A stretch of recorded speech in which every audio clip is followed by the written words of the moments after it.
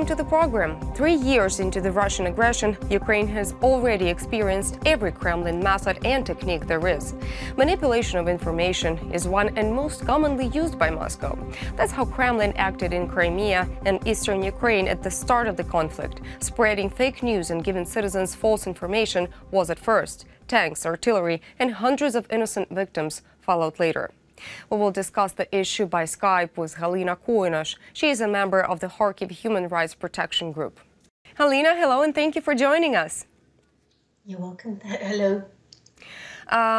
So, Halyna, it would be no exaggeration to say that at this moment, Russia is attacking Ukraine by false information and fake news. And one of the most bright proofs of that is that how Russian news agencies described the tragic events that took place in Odessa on May 2nd, 2014, and how they describe them even now, 3 years later. Why do that?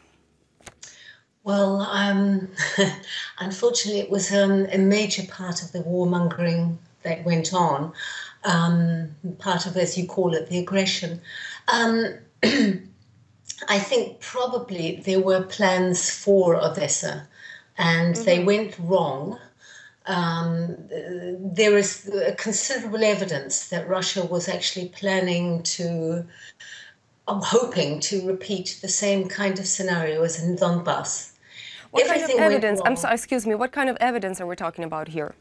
We're talking, well, the 2nd of May group, which was a volunteer initiative of journalists, other scientists, for example, who joined together a few days after the events of 2nd of May and decided that they were going to carry out their own investigation. They have spoken for hours with various people who were involved on both sides of the conflict.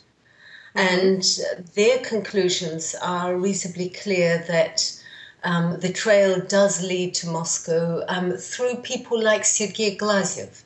If you recall, there were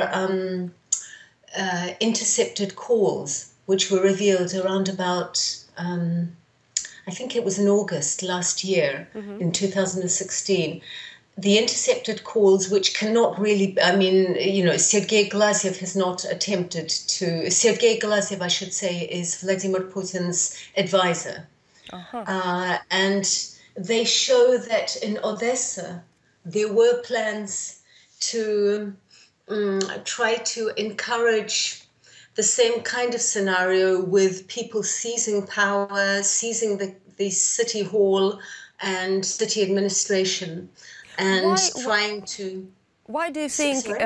Why do you think then it didn't work in Odessa? It worked quite well in Crimea and even in Donbass. What went wrong in Odessa?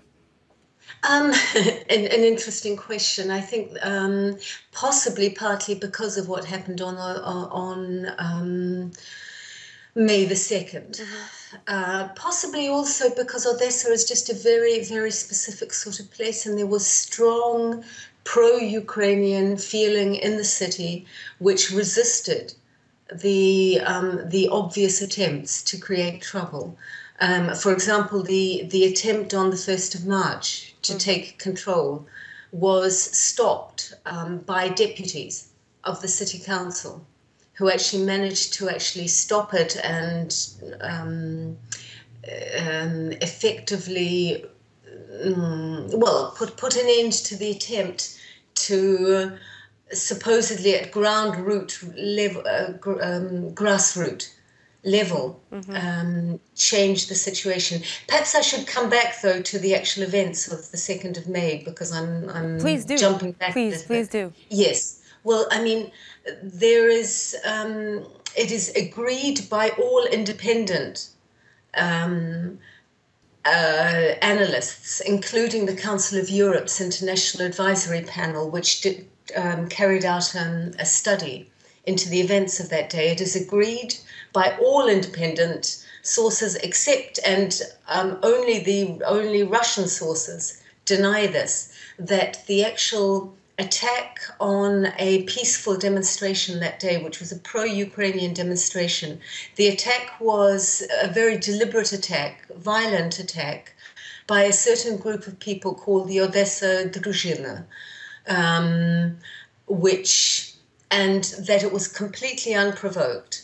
So a group of people violently attacked a peaceful pro-Ukrainian demonstration in which people had come with their family, as whole families. It was a nice afternoon, and a lot of people arrived with families, with children, and they were attacked by this rather violent group of people from the Odesa Drużyna. Now, at that point,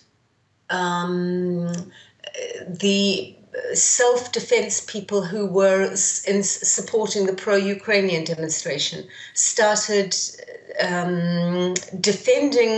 initially defending, probably then themselves went on the attack. There are certain things that happen normally during a demonstration, there are certain mechanisms that begin and lead to riots. Mm-hmm. Yes? Mm-hmm. They need to be stopped, nipped in the bud, and unfortunately they were not. And they led on to the events where guns and other weapons were used on both sides. Okay. There is no question that after that initial attack, there were people on both sides using weapons and doing things that they should not have been doing. The situation turned into a riot. At that point, it has to be said that the Ukrainian authorities, the police there are questions to be asked of the police and of the local authorities, because there was a plan in force. There had been plenty of warning that this could happen. And there was a plan ready, which should have been implemented. Implemented, thank you. It should have been implemented, and it was not. And so there are clearly questions to be asked as to why it was not implemented. It was not, and it led to the rioting that caused the death of 6 people. The first person who died was a pro-Ukrainian activist. He was a Maidan activist. And another person also from the Maidan side. But then then later there were 4 activists who were from the sort of anti-Maidan side, who also died who were also killed. So, you cannot say that any particular side was completely to blame. Both sides were to blame once the riots began. Okay. The initial riots were caused, as I said, by one particular side, which was the anti-Ukrainian, pro-Russian side. So basically, it was the reaction of the peaceful people that should have been different. Sorry. Basically, from what you're saying, basically it was the reaction of the peaceful people that should have been different at that point. I think what should have been different was the reaction of the authorities, to be honest, because I suspect when riots begin, it's very hard to say, you can't stand back and sort of, for example, on the pro-Russian anti-Maidan side, there was a man using an automatic rifle. That's horrible. Yes, there are pictures. There are horrific pictures of this person who appears to actually be protected by some police officers. Whether that was the case or not has never fully been investigated. But, what was happening was that there were people with weapons. In situations like that, you can't necessarily expect everybody to behave in a peaceful fashion, nor can you expect everybody to run away. Obviously, a lot of people would have immediately tried to protect their children and tried to get as far away as possible. But, I think the point with a riot is that there need to be a significant number of police, and they need to be taking measures to stop it happening. And unfortunately, at that point, there needs to be a clear investigation as to why it did not happen. And that, unfortunately, to this day has not really happened. However, the point about this is that, the 6 people died, and that is obviously already a major tragedy, but things went much, much worse, because what happened was that a lot of the pro-Ukrainian activists, who were obviously enraged by the stage, they had heard about the first death, which had been of this pro-Ukrainian, and they started moving towards Kulikovo Polye, which was where the anti-Maidan people had had a camp for quite some time. Now, at that point, it has to be said that once again, there was clearly planning on the other side. There were a very large number of people in the building. There was a trade union building on Kulikovo Polye, which is these Kulikovo fields, they're called, I suppose, in English. There was a trade union building there, which had significantly more people than anybody understood. And it is quite clear if you listen to this streaming, the video footage from outside the building, that reporters who were outside the building did not realize that there were a lot of people inside. Okay, there was something like four. Yes, there was information that the fire actually started because of the Molotov cocktail that somebody threw in the building. That's right. And also there was information that the fire started from the inside of the building. So which version is the correct one? Well, this is the point. All of the experts have actually come to the conclusion, and this was the conclusion reached by the Council of Europe's analysts. They have all concluded that there is no way of knowing who threw the relevant Molotov cocktail. There were Molotov cocktails being thrown from inside the building. From the roof of the building, they were also throwing both Molotov cocktails, and they were also shooting from both the roof and from one window, at least. Inside the building, they were shooting at the pro-Ukrainian demonstrators outside. And there were also people from outside throwing Molotov cocktails inside. So clearly there was a very, very dangerous situation which occurred because people inside were throwing things over barricades, and there were huge amounts of inflammable items inside the building, which meant that clearly as soon as a Molotov cocktail either stranded because it didn't go outside the building as they were trying to do, but in fact ended up inside the building where there was all this inflammatory material, or a Molotov cocktail from outside. I mean, the essential point is that nobody knows. Okay, well, this is bad because having clear information would help to sum the investigation up. All in all, the problem here is that everybody agrees that it is impossible to know.